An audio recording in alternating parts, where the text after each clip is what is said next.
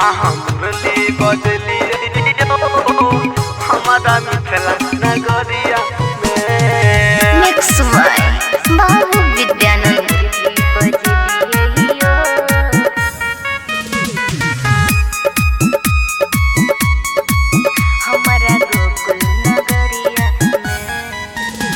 बाजैया बधैया सुर नगरिया अहाँ अलियै कोना हमारा डगरिया। बाजैया बधैया सुर नगरिया अहाँ अलियै कोना हमारा डगरिया। यौ काना कोना अलियै हमारा मिथिला नगरिया में। यो कान्हा कोना अहाँ अलियै हमारा मिथिला नगरिया में। आहा मुरली बजलियै यो हमारा गोकुल नगरिया में।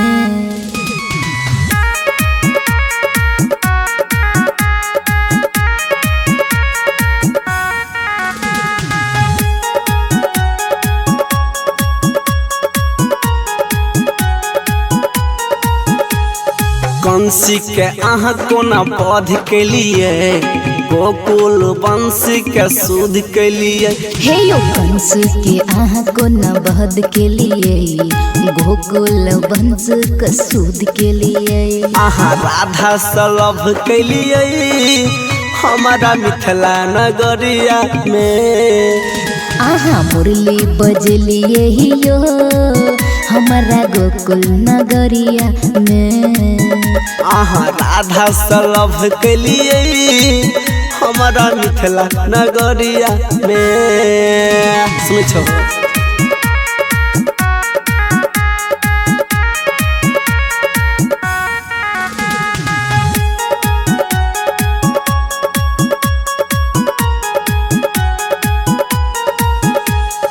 रूपेश पर नजर फेर दिलियै शेषनाग पर कोना अहाँ चढ़ गेलियै। हे यो रूपेश पर नजर फेर देलियै शेषनाग पर कोना चढ़ गेलियै। सविता खेलै डरलिया यो अपना गोकुल नगरिया में।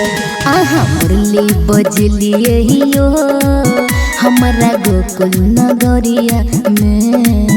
अहाँ राधा सलभ के लिए हमारा गोकुल नगरिया में। सुनै छो कन्हैया। मिक्स बाय बाबू विद्यानंद। मुरली बजली हमारा मिथिला नगरिया में। मिक्स बाय बाबू विद्यानंद।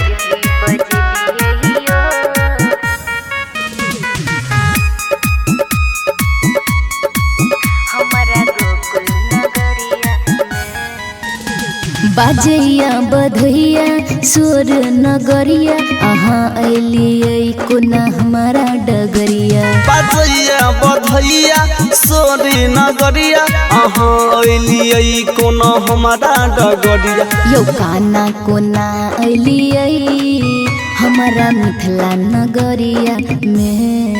यो कान्हा कोना अहाँ अलियै हमारा मिथिला नगरिया में। आहा मुरली बजलियै यो हमारा गोकुल नगरिया में।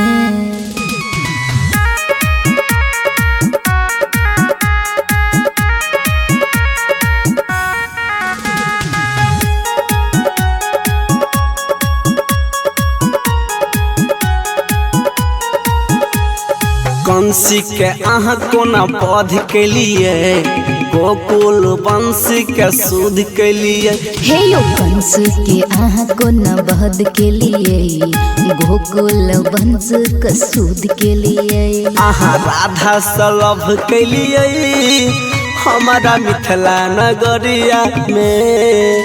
आहा मुरली बजलियै यो हमारा गोकुल नगरिया में। अहाँ राधा सलभ के लिए हमारा मिथिला नगरिया में। सुन छो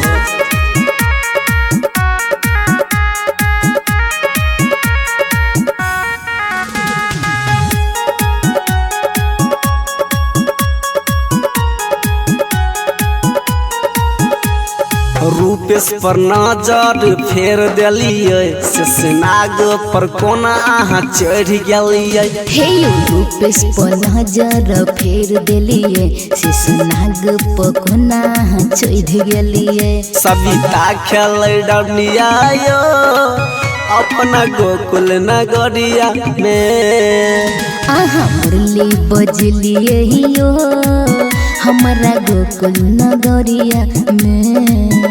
आहाँ राधा सलभ केलिए हमारा गोकुल नगरिया में। सुनै छौ कन्हैया मिक्स बाय बाबू विद्यानंद।